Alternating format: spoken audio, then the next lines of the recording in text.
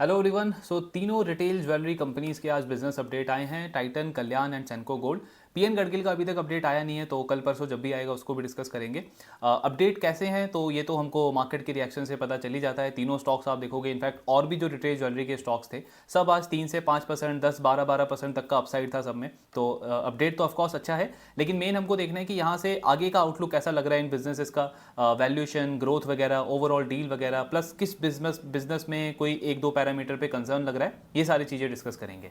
सो Titan से start करते हैं। सबसे पहले इंडस्ट्री लीडर टाइटन का तो कुछ टाइम पहले एक बहुत बड़ा अनाउंसमेंट भी इन्होंने किया दिसंबर के एंड में। इन्होंने लैब ग्रोन डायमंड के लिए एक अपना ब्रांड लॉन्च किया है बियॉन्ड करके, तो उस सेगमेंट में कंपनी ने एंट्री किया है। लास्ट ईयर तक हम सुनते थे कल्याण, टाइटन दोनों की मैनेजमेंट का सेम कमेंट्री होता था कि कस्टमर की तरफ से इतनी इंक्वायरी नहीं आ रही है, तो अभी हम ज़्यादा उसको देख नहीं रहे हैं उस सेगमेंट को। लेकिन सडनली दिसंबर के एंड में इन्होंने ये अनाउंसमेंट किया है। अब ये इंडस्ट्री के लिए अच्छा है। एक तो टाइटन के जो कॉम्पिटिटर्स हैं जैसे कल्याण हो गया या मालाबार ज्वेलरी हो गया, जो अभी तक इस स्पेस के अंदर नहीं थे, अवॉइड कर रहे थे, इनको भी अब सोचना पड़ेगा इसके अंदर एंट्री करने का। कुछ तो प्लानिंग करनी पड़ेगी, वरना टाइटन का जो डिस्ट्रीब्यूशन नेटवर्क है, काफ़ी फास्ट कंपनी मार्केट शेयर यहाँ पे बना सकती है अपना। तो एक तो वो चीज़ अच्छी हुई है।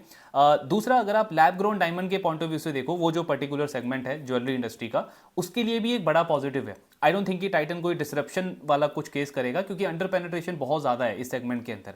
इंडिया का टोटल डायमंड ज्वेलरी में पेनिट्रेशन आप देखोगे तो लैब ग्रोन डायमंड हार्डली 2-3% का पेनिट्रेशन है अभी। और अगर हम इसको ग्लोबल मार्केट से कंपेयर करें तो वहाँ पे 20% का पेनिट्रेशन है। स्पेसिफिकली आप वो इंगेजमेंट रिंग वाला सेगमेंट देखोगे तो उसमें 50% का पेनिट्रेशन है ग्लोबली। अगर हम लैब ग्रोन डायमंड की बात करें तो इंडिया में अभी स्कोप बहुत ज़्यादा है। टाइटन के आने से एक बेनिफिट ये होगा कि कंज्यूमर्स के माइंड में वो जो थोड़ा डाउट रहता है ना इस लैब ग्रोन नेचुरल डायमंड इसके बीच में, तो वो रेजिस्टेंस थोड़ी सी कम होगी। कस्टमर थोड़ा सा ओपन होंगे इस सेगमेंट को लेकर के कि टाटा का ब्रांड इस चीज़ को पुश कर रहा है, तो वो चीज़ अच्छी है। ओवरऑल एक अच्छा स्टेप है टाइटन की तरफ से।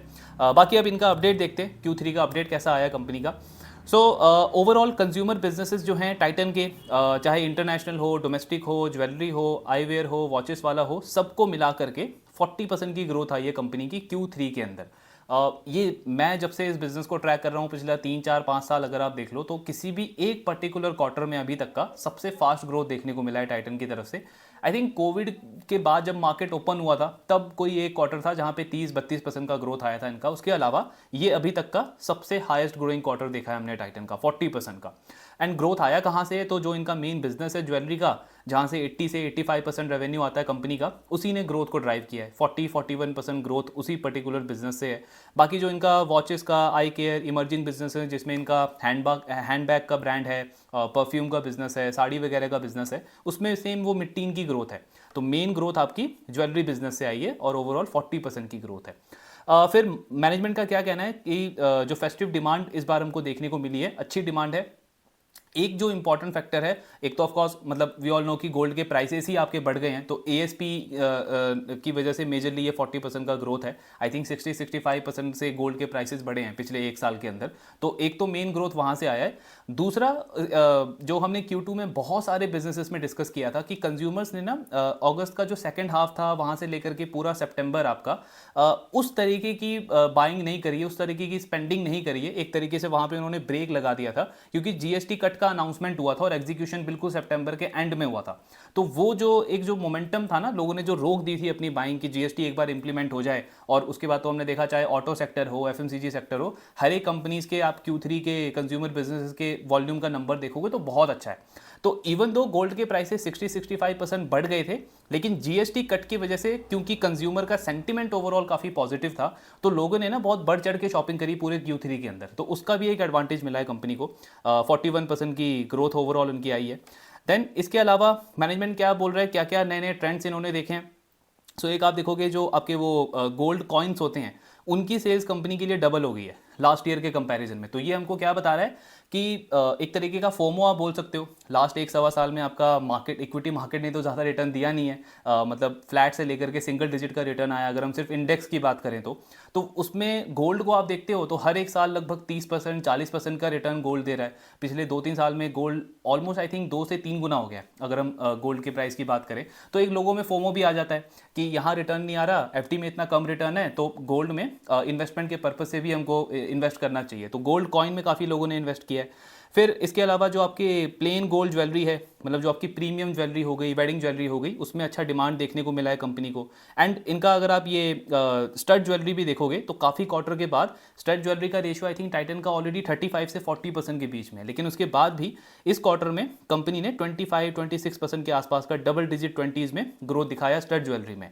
एंड देन अगर आप इनका लाइक टू लाइक यानी कि एसएसजी की अगर हम बात करें तो उसमें 30 से 33% की ग्रोथ देखने को मिली है। तो हर एक मैट्रिक पे काफ़ी अच्छा अपडेट है टाइटन का। और बड़ा अपडेट, बड़ा अनाउंसमेंट तो उन्होंने इससे पहले कर ही दिया था कि कंपनी लैब ग्रोन डायमंड के अंदर एंटर कर रही है, तो अच्छा अपडेट है। नेक्स्ट अब बात करते हैं कल्याण ज्वेलर की। सो कल्याण ज्वेलर का Q2 तो काफ़ी अच्छा गया था, एक्सपेंशन वगैरह प्लान सारा कुछ ठीक चल रहा था।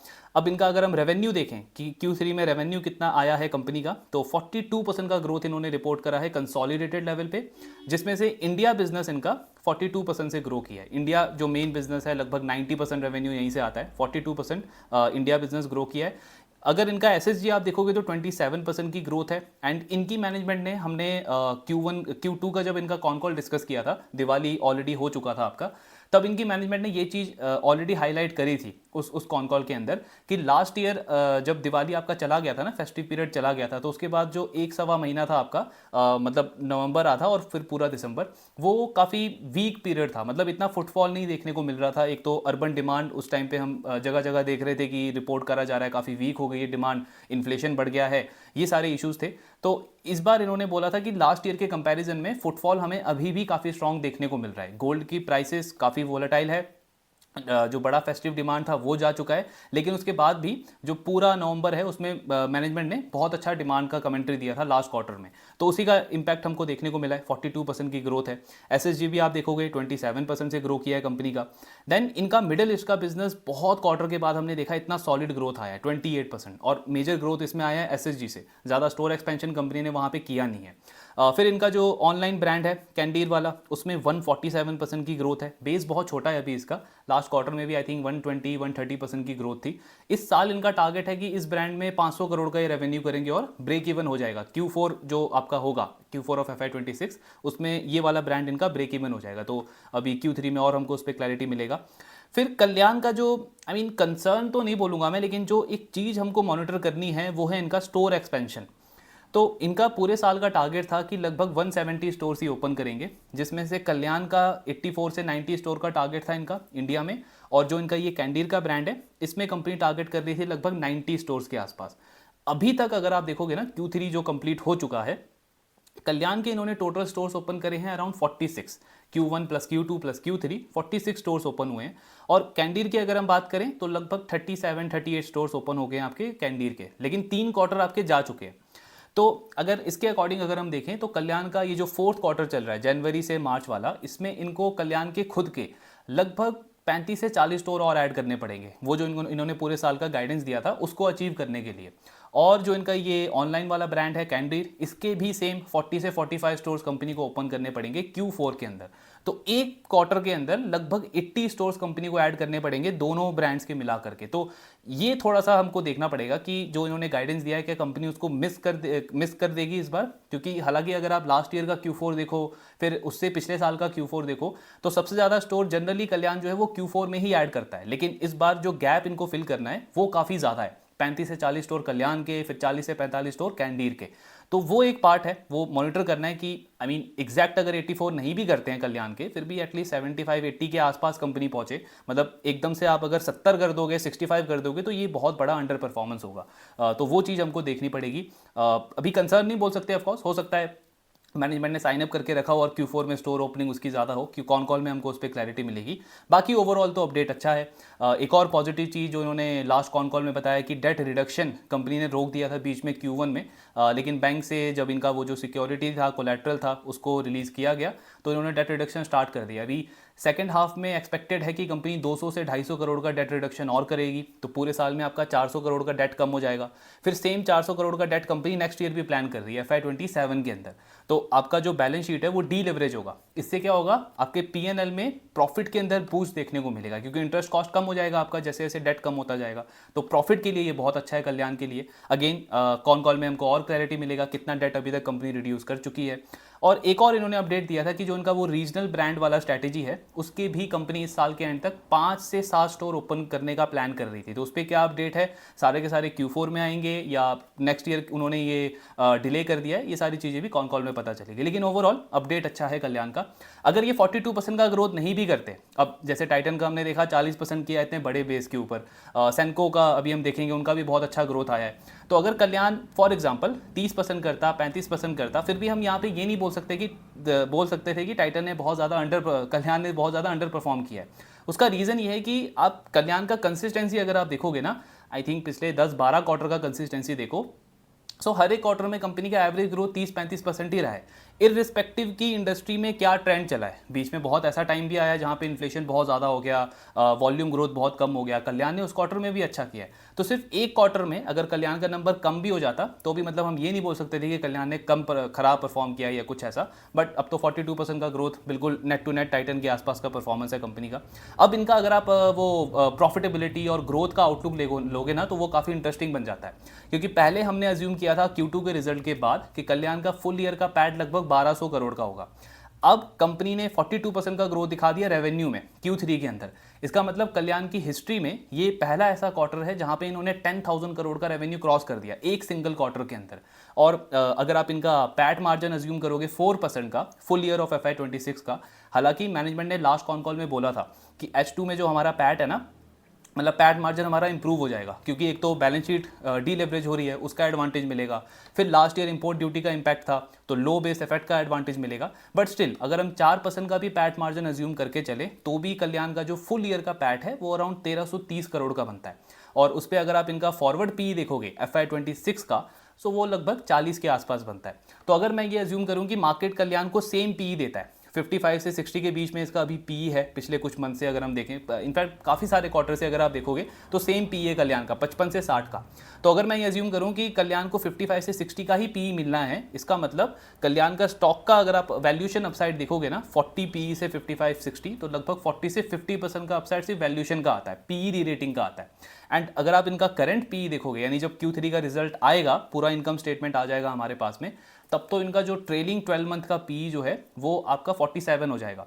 क्योंकि इस क्वार्टर में आपकी प्रॉफिटेबिलिटी अच्छी आएगी, तो अराउंड 1100-1150 करोड़ का पैट हो जाएगा कंपनी का लास्ट 12 मंथ का अगर हम कंपेयर करेंगे। तो करंट पी हो जाएगा 47, यानी इसके बाद अगर इनका पी वो सेम 55-60 के रेंज में जाना चाहिए, तो यानी 20 से 25% का वैल्यूएशन अपसाइड हो जाता है। तो वैल्यूएशन वाइज कल्याण बहुत क्वार्टर के बाद थोड़ा बहुत अब डील ठीक लग रही है। पहले 80-90 का पी होता था, अब 30-35% की ग्रोथ अभी भी आ रही है कंपनी की, ऑपरेटिंग लिवरेज कंपनी को मिलेगा, पैट ग्रोथ अच्छा होगा, और उसके साथ में वैल्यूएशन री रेटिंग का भी थोड़ा बहुत स्कोप दिख रहा है कल्याण के साथ में। तो डील ओवरऑल अच्छी है कल्याण की। रिस्क बस दो हैं। पहला तो जो स्टोर एक्सपेंशन कंपनी का अभी तक दिख रहा है ट्रैक पे नहीं है, उस पर कोई नेगेटिव कमेंट्री नहीं आनी चाहिए इनके Q3 के कॉन कॉल के अंदर। दूसरा, जो इनका वो रीजनल ब्रांड की स्ट्रैटेजी है कि कंपनी अपने वेंडर से जो पेमेंट टर्म्स है उसको कम कर देगी, इंप्रूव करेगी, 1/3 कर देगी। सो उससे इनका ओवरऑल वर्किंग कैपिटल बढ़ेगा, तो रोसी पे इंपैक्ट नहीं पड़ना चाहिए। ये दो चीज़ें बड़ी रिस्क है कल्याण के लिए। ऑफकोर्स Q3 के कॉन कॉल में हमको पता चलेगा। बाकी ओवरऑल ऐसा नंबर देख के और जो अभी तक का परफॉर्मेंस है उसको देख के लगता नहीं है कि ऐसा कोई बड़ा रिस्क कल्याण के साथ में अभी होना चाहिए। बाकी ट्रैकिंग इसका कंटिन्यू रखेंगे। नेक्स्ट अब बात करते हैं सेंको गोल्ड के ऊपर। सो सेंको गोल्ड तो आई थिंक ये पूरे रिटेल ज्वेलरी में सबसे अनप्रिडिक्टेबल बिजनेस है। कोई एक ऐसा क्वार्टर आता है कंपनी के लिए जहाँ पे ये आई थिंक अपने आप को भी सरप्राइज कर देते हैं, इतनी अच्छी परफॉर्मेंस आ जाती है कंपनी की, एंड देन सडनली आप दूसरा क्वार्टर देखते हो कि एक्सपेक्टेशन क्या थी और इन्होंने किस तरीके का परफॉर्मेंस दिखाया है। तो Q3 अगर आप देखोगे तो सेंको गोल्ड के लिए भी बहुत स्ट्रॉन्ग क्वार्टर रहा है। 51% की ग्रोथ कंपनी ने रिपोर्ट करी है इस क्वार्टर के अंदर। तो अगेन इनके लिए भी जब से कंपनी लिस्ट हुई है अब तक का सबसे हाईएस्ट ग्रोइंग वाला क्वार्टर है ये, 51% की ग्रोथ है। लेकिन इसमें एक और चीज़ हमको समझनी है, सेंको का जो Q2 था ना उसमें 6.5% की ग्रोथ थी, 6.5% से इन्होंने ग्रो किया था। और उसका रीज़न क्या बताया था मैनेजमेंट ने कि जो रेनफॉल आपका एक्स्ट्रा हुआ वो वेस्ट बंगाल जो उनका मेन रीज़न है, सबसे ज़्यादा रेवेन्यू वहीं से आता है, आसाम के अंदर, बंगाल के अंदर। ये सेम चीज़ हमने बाजार स्टाइल के मैनेजमेंट से भी सुनी थी कि एक्स्ट्रा रेनफॉल की वजह से वहाँ पे डिमांड इंपैक्ट हो गई थी। तो एक तो देखो ओवरऑल डिमांड ही थोड़ी सी स्लो हो गई Q2 में, क्योंकि GST रेट कट का सब वेट कर रहे थे, तो सबने भर भर के शॉपिंग करी Q3 के अंदर। प्लस सेंको के साथ में एक एक्स्ट्रा डिसएडवांटेज हो गया जो वहाँ पे रेनफॉल हो गई, तो लोगों का फुटफॉल जितना आना था स्टोर पे वो भी नहीं आया। तो ये जो मतलब एक्स्ट्रा बम्प अप डिमांड जो आई है Q3 में कंपनी की ना, उसकी वजह से ये 51% का ग्रोथ है। मतलब कहने का मतलब क्या है कि मैं इसको बेंचमार्क मान के ना बाकी सारे प्लेयर्स को इसके साथ कंपेयर नहीं कर सकता कि कल्याण का 42 आया तो कल्याण खराब हो गया, या पीएन गडगिल का भी आया नहीं है, जब भी अपडेट आएगा अगर वो 35-40% करेगा तो वो खराब हो गया, क्योंकि ये बेंचमार्क नहीं है, ये वन ऑफ क्वार्टर है।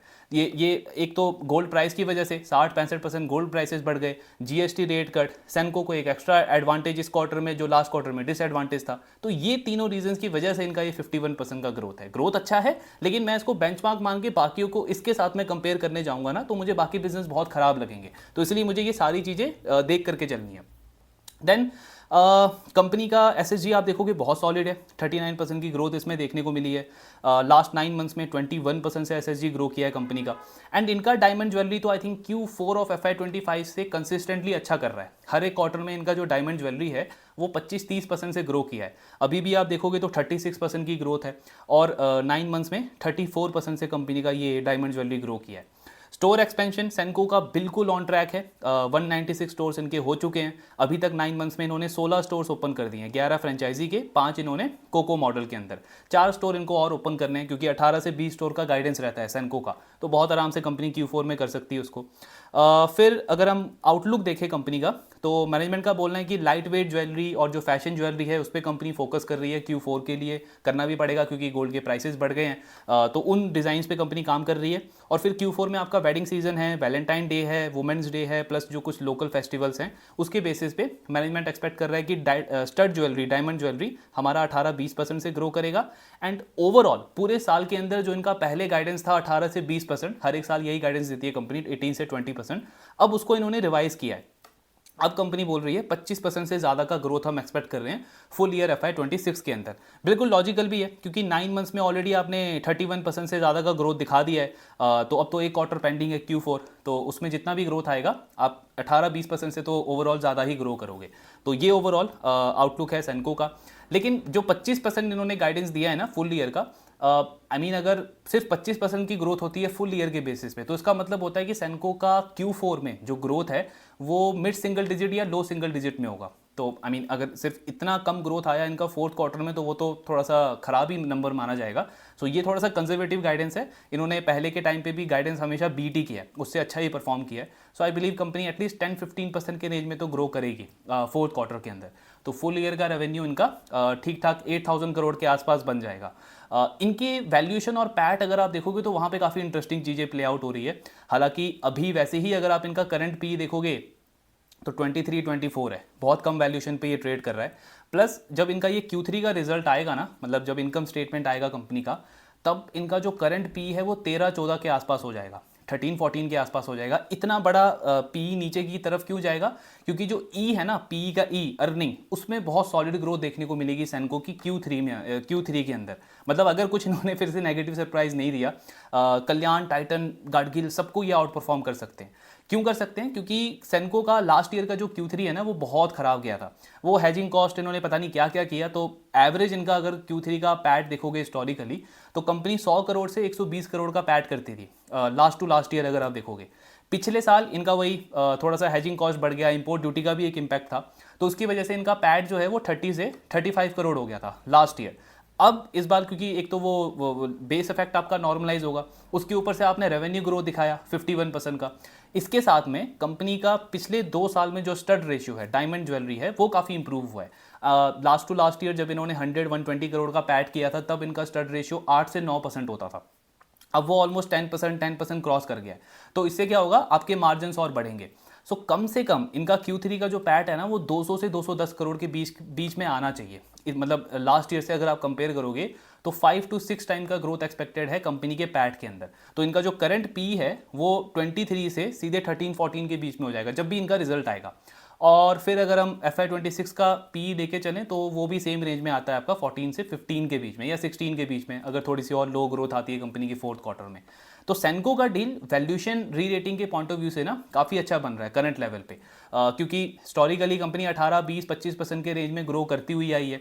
यहाँ से अगर आप ये मानते हो कि इंडिया का जो ज्वेलरी इंडस्ट्री है, जिसमें हर एक रिपोर्ट ये कहती है कि नेक्स्ट 5 ईयर्स तक तो बहुत आराम से पूरी इंडस्ट्री अर्ली टीन से मिड टीन में ग्रो कर सकती है, मतलब 12-13% से 14-15% का ग्रोथ रह सकता है। तो सेंको एक छोटा प्लेयर है और इसका तो स्टोर एक्सपेंशन ही 10-12% के आसपास होता है, साथ में एसएसजी आप लगा लो 10-12% के आसपास, तो 20 से 25% पे ये बिजनेस बहुत आराम से ग्रो कर सकता है एटलीस्ट अगले 2-3 साल तक। और अर्निंग ग्रोथ कंपनी की सेम उसी रेंज में आती है, कभी कभी ऑपरेटिंग लिवरेज मिलता है तो 25-30% का भी पैड ग्रोथ हो जाता है। तो पी इनका आ रहा है सिर्फ 15-16 का, सो पी री रेटिंग का स्कोप इनका काफ़ी ज़्यादा है।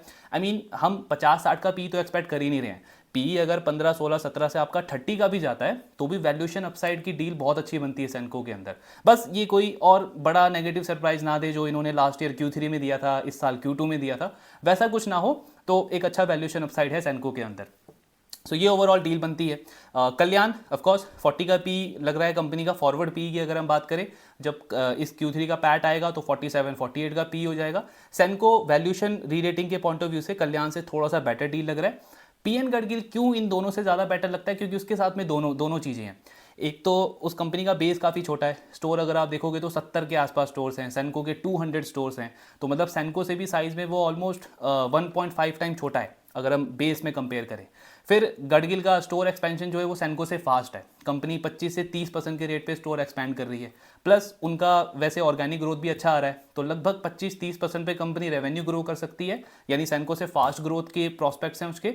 प्लस उसका अगर आप वो आई मीन स्टड रेशियो देखोगे तो वो भी सेंको के जितना ही है, 9-10% के आसपास, और वो भी कंपनी बोल रही है कि इसको 13-14% तक हम लेके जाएंगे, तो वो उनके लिए मार्जिन एक्रेटिव है, यानी ऑपरेटिंग लेवरेज मिलेगा। और पी कंपनी का 25-30 के आसपास आता है, तो वहाँ पे P rating plus earning growth दोनों का स्कोप है, इसलिए पीएन गडगिल अभी के बेसिस पे, अभी तक Q3 का अपडेट आया नहीं है, अभी के बेसिस पे ज़्यादा बेटर डील लगता है। और फिर साथ में सेंको को भी आप इसमें ऐड कर सकते हो, बस सेंको कोई नेगेटिव सरप्राइज ना दे जो कंपनी बार बार देती रहती है। बाकी जब पीएन गडगिल का अपडेट आएगा उसको भी डिस्कस करेंगे। आपके जो डाउट्स हैं शेयर करते रहिए। Thank you very much.